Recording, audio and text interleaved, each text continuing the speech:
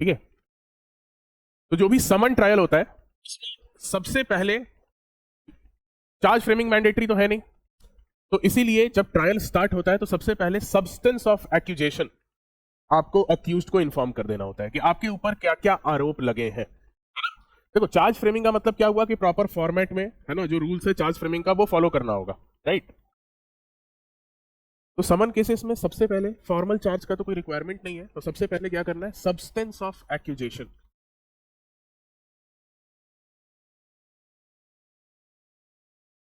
Section 274 substance of accusation के बारे में इंफॉर्म करना है अक्यूज्ड को।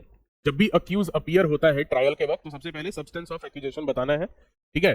कोई फॉर्मल फ्रेमिंग ऑफ चार्ज का रिक्वायरमेंट नहीं है, और डायरेक्ट इसी स्टेज पे आफ्टर सब्सटेंस ऑफ एक्यूजेशन जब इन्फॉर्म कर दिया जाता है तो इसी स्टेज पे फिर उसको ऑप्शन दिया जाता है। क्या ऑप्शन दिया जाएगा? ईदर टू प्लीड गिल्टी और नॉट। अब तो वारंट केसेस में गिल्टी को प्लीड करने का नौबत कब आता था? जब चार्ज फ्रेम हो जाता था तब होता था, है ना, सेशन ट्रायल में। वारंट ट्रायल में भी आपको जब चार्ज फ्रेम हो जाता था तब गिल्टी प्लीड करने का ऑप्शन दिया जाता था। यहाँ पे बिना चार्ज फ्रेम किए हुए आप डायरेक्टली सब्सटेंस ऑफ एक्यूजेशन उसको इन्फॉर्म करेंगे और उसी वक्त आप उससे पूछ लेंगे whether he wants to plead guilty और नॉट। ठीक है, ये एक इसका सिग्निफिकेंट फीचर है। ठीक है, फिर उसके बाद डिस्चार्ज भी अक्यूज का हो सकता है। ठीक है, अगर एक्यूजेशन ग्राउंडलेस है ना, if the accusation is groundless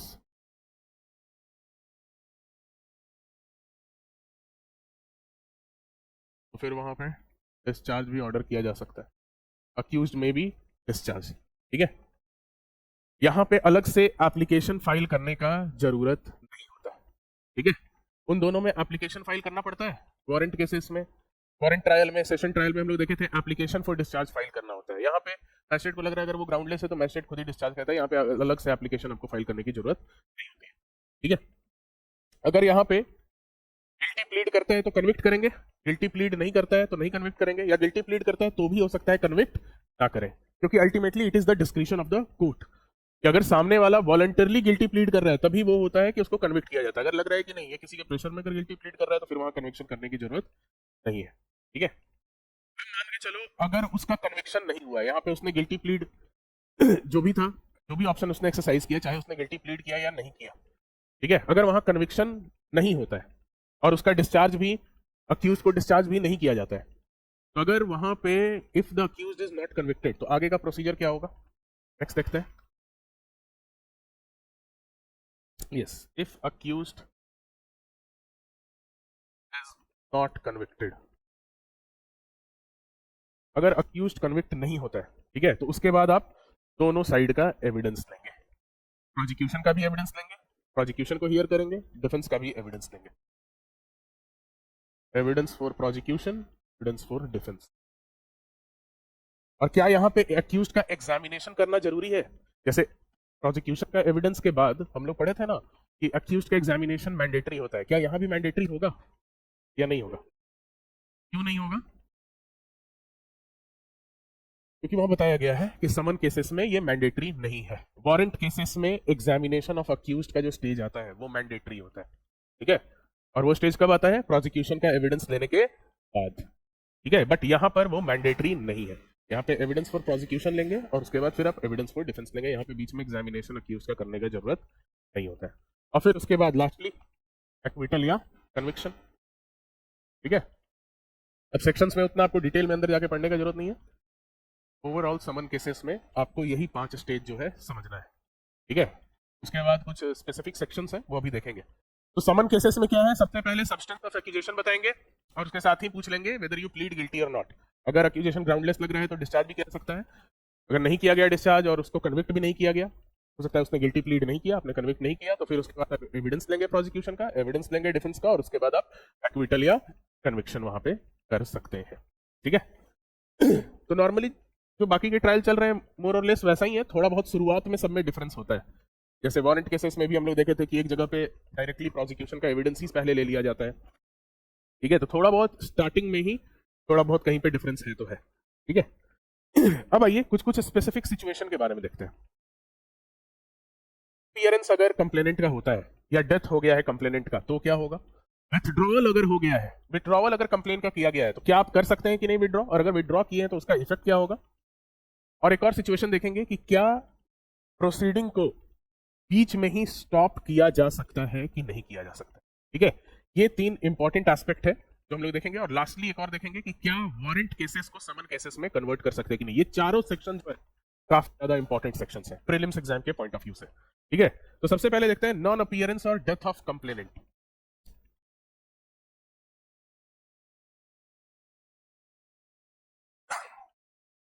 non appearance और death of complainant.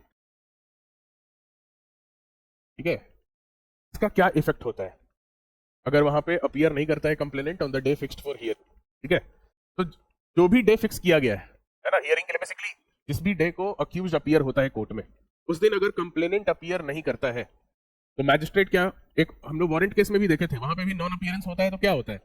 Magistrate time limit देता है। कितना टाइम देता है अपीयर होने के लिए?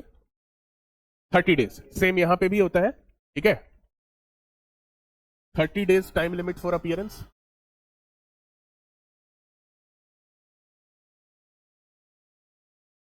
और फिर एक्विटल,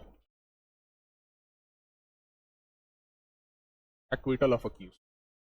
यहाँ पे अक्यूज को एक्विट कर दिया जाता है, बाइज्जत बरी कर दिया जाता है, डिस्चार्ज नहीं किया जा रहा है। क्या किया जा रहा है? एक्विटल। अब यहाँ पे देखो, एक इंपॉर्टेंट इंटरव्यू में भी ऐसा क्वेश्चन पूछा जा सकता है कि कौन सा ऐसा सिचुएशन है जहां पे चार्ज फ्रेम किए बिना भी एक्विटल हो सकता है। जनरली चार्ज अगर फ्रेम नहीं होता है तो वहां क्या होता है? अक्यूज्ड को अगर रिलीज कर रहे हैं, अगर चार्ज फ्रेमिंग, तो उसको बोलते हैं discharge, that is called as discharge. But कोई ऐसा सर्कमस्टांस है जहां पे बिना चार्ज फ्रेमिंग का भी एक्विटल हो सकता है, तो यस, वो हो सकता है। कहां पे हो सकता है? समन केसेस में। ठीक है, समन केसेस में, समन केसेस में अगर कंप्लेनेंट अपीयर नहीं करता है तो वहां पे चार्ज फ्रेमिंग तो कोई मैंडेटरी है नहीं, तो चार्ज अगर नहीं भी फ्रेम हुआ है तो वहां पे एक्विटल हो सकता है अक्यूज का।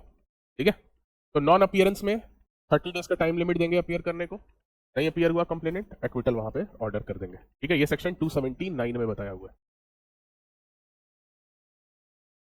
देख सकते हैं विड्रॉवल।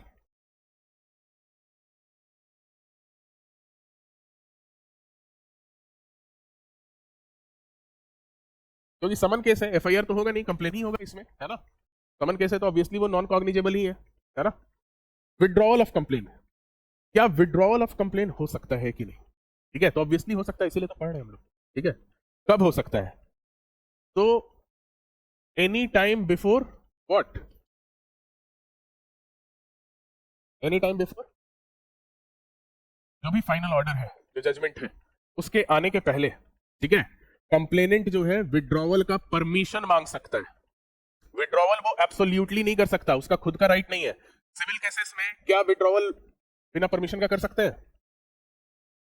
किस ऑर्डर में कर सकते हैं? 23, ऑर्डर 23 में बताया गया है बिना परमिशन। अगर बिना परमिशन का आप वहां पे सिविल केस में अगर विड्रॉ करते हैं तो उसका कॉन्सिक्वेंस क्या होता है? फिर फ्रेश सूट आप सेम कॉज ऑफ एक्शन पे नहीं ला सकते। विड्रॉवल सिविल केस में भी हो सकते हैं। दो तरीके का विड्रॉल होता है, एक होता है एब्सोल्यूट विड्रॉल बिना कोर्ट के परमिशन का, एक होता है क्वालिफाइड विड्रॉल कोर्ट के परमिशन से। कोर्ट के परमिशन से अगर आप विड्रॉ कर रहे हैं तो वहां पे आप fresh suit same cause of action पे लेके आ सकते हैं। लेकिन बिना कोर्ट के परमिशन के अगर आप विड्रॉल वहां पे कर रहे हैं तो कोर्ट के फिर से आप fresh suit same cause of action पे नहीं ला सकते। ये ऑर्डर 23 में आपको डील किया हुआ है सीपीसी में। यहाँ पे कंप्लेन को विड्रॉ कर सकते हैं कि नहीं? तो कर सकते हैं, बट एब्सोल्युटली नहीं कर सकते हैं। At any time before judgement is pronounced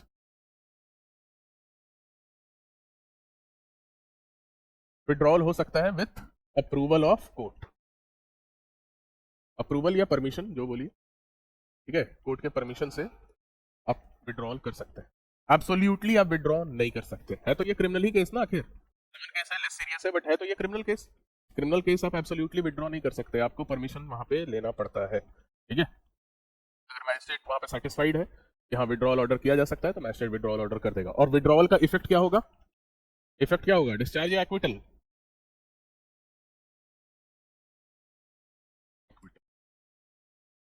ठीक है, ये विड्रॉल ऑफ कंप्लेन के बारे में आपका हो गया। नेक्स्ट आते हैं स्टॉपेज ऑफ प्रोसीडिंग। ठीक है, क्या प्रोसीडिंग को स्टॉप किया जा सकता है? ठीक है, अगर लग रहा है कि भाई इस केस में कोई दम नहीं है, ठीक है, क्या प्रोसीडिंग को स्टॉप कर सकते हैं कि नहीं, ठीक है, तो ये स्टॉपेज ऑफ प्रोसीडिंग हो सकता है ओनली इन लिमिटेड सर्कमस्टेंसेस। काफी इंपॉर्टेंट सेक्शन है ये, काफी बार क्वेश्चन पहले सीआरपीसी में इससे पूछा हुआ है।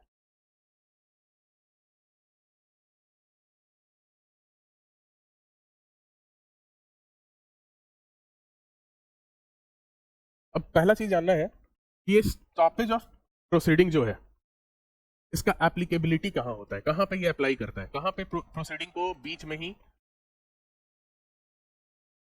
स्टॉप किया जा सकता है। तो ये किया जा सकता है केवल नॉन कंप्लेंट केसेस में, मतलब summon cases instituted otherwise than on complaint. तो अब नॉन कंप्लेंट केसेस कौन सा हुआ बताइए आप लोग।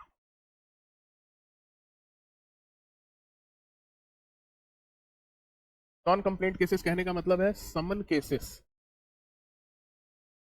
Instituted otherwise than on complaint. इसमें कौन सा कैटेगरी फॉल करेगा बताइए। यस, जो सुओ मोटो कॉग्निजेंस लिया जाता है ना, उसी के बारे में ये रिफर कर रहा है। ठीक है, जो सुओ मोटो कॉग्निजेंस आप लेते हैं, किस सेक्शन में सुओ मोटो कॉग्निजेंस लिया जा सकता है? 210। जो भी कॉग्निजेंस है सुओ मोटो लिया जाए, चाहे पुलिस रिपोर्ट पे लिया जाए, चाहे कंप्लेंट पे लिया जाए, वो सब के सब लिए जाते हैं सेक्शन 210 में। यहां बता रहा है एप्लीकेबिलिटी कहां होगा, समन केसेस जो इंस्टीट्यूट होता है अदरवाइज देन ऑन कंप्लेन। ठीक है, तो समन केस ऑब्वियसली एफआईआर तो होगा नहीं, और कंप्लेन क्वालिफाई करेगा नहीं, तो फिर बचा कौन सा, सुओ मोटो कॉग्निजेंस वाला। ठीक है, इसी में स्टॉपेज ऑफ प्रोसीडिंग हो सकता है। अब ये स्टॉपेज ऑफ प्रोसीडिंग का ऑर्डर कौन दे सकता है, कैन स्टॉप देखिए, बता के देखिए, बेरक आपके सामने। Judicial magistrate first class, DJM second class भी,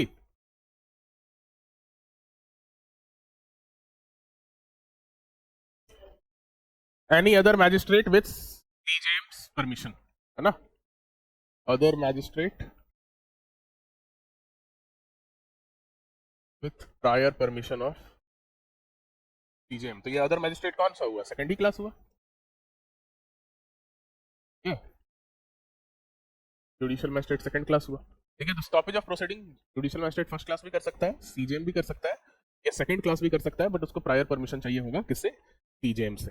अब ये इसका बहुत ही इंपॉर्टेंट एस्पेक्ट जो सबसे ज्यादा एग्जाम में पूछा जाता है, इसका इफेक्ट क्या होगा। तो अब इसका इफेक्ट समझो। अगर स्टॉपेज ऑफ प्रोसीडिंग जो है, प्रिंसिपल विटनेसेस जो होते हैं, ठीक है, उनका एविडेंस लेने के बाद अगर स्टॉपेज ऑफ प्रोसीडिंग हो रहा है, ठीक है, तो वहां पे एक्विटल होता है।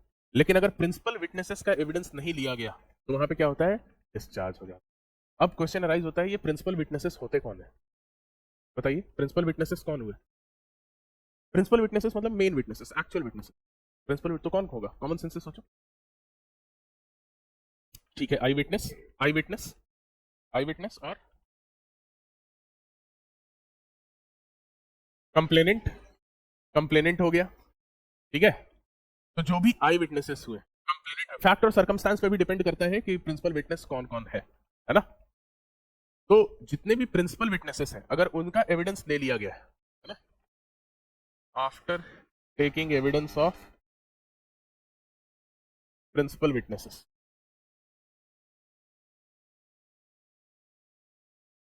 तो वहां पे क्या होगा, एक्विटल का जजमेंट आएगा। और अदर केसेस में, अदर केसेस में जो रिलीज होगा accused, that will be treated as discharge. तो ये ध्यान में रखना, ये काफी बार एग्जाम में ये क्वेश्चन पूछता है। ठीक है, स्टॉपेज ऑफ प्रोसीडिंग एप्लीकेबल होगा केवल किस केस में, वैसे समन केसेस में जो कंप्लेन के अलावा इंस्टीट्यूट होता है, जिसमें मैजिस्ट्रेट ने सुओ मोटो कॉग्निजेंस लिया हुआ है। कौन कौन ऑर्डर कर सकता है, first class, CJM, second class भी कर सकता है with the approval of CJM. और इफेक्ट इसका क्या होगा, तो इसका इफेक्ट या तो एक्विटल हो सकता है या फिर डिस्चार्ज हो सकता है। एक्विटल कब होगा, जब वहां पे प्रिंसिपल विटनेसेस का एविडेंस ले लिया गया है तब। अगर प्रिंसिपल विटनेसेस का एविडेंस नहीं लिया गया है, तो that will have the effect of discharge, which will amount to discharge. Is this clear? ठीक है, और ये स्टॉपेज ऑफ प्रोसीडिंग किस सेक्शन में डील किया गया है, ये सेक्शन नंबर भी याद रखना इंपॉर्टेंट है।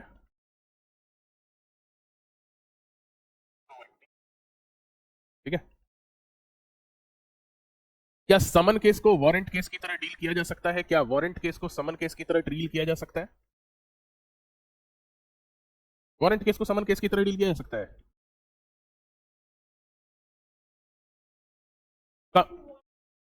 समन केस को वारंट केस में आप कन्वर्ट कर सकते हैं। ठीक है, अगर मैजिस्ट्रेट को लगता है कि वहां पे सफिशिएंट ग्राउंड है और वहां पे जो ऑफेंस है उसमें इंप्रिजनमेंट अगर 6 महीने से ज्यादा का नहीं है, तो in the interest of justice summon case को वारंट केस की तरह ट्रीट कर सकते हैं। और वहां पे फिर से आपका जितने भी आपके ऑलरेडी विटनेसेस एग्जामिन हो गए हैं उनका फिर से एग्जामिनेशन होगा, फिर से केस का रीहियरिंग होगा। ठीक है, pending the proceeding a summon case can also be converted into warrant case. और ये भी सेक्शन नंबर याद रखना, कौन सा सेक्शन नंबर है? 282। क्या conversion of summon case into warrant case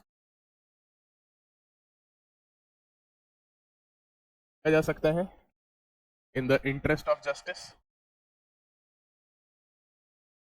और वो भी वैसे ही केस में जहां पे offences punishable with more than 6 month, not more than 6 month है ना, और एक्सीडिंग 6 मंथ है। हाँ बताइए, एक्सीडिंग 6 मंथ्स। ठीक है,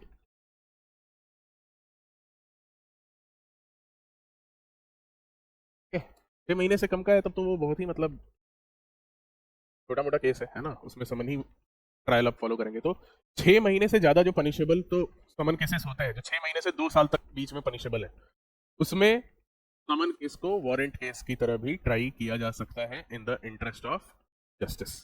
ठीक है।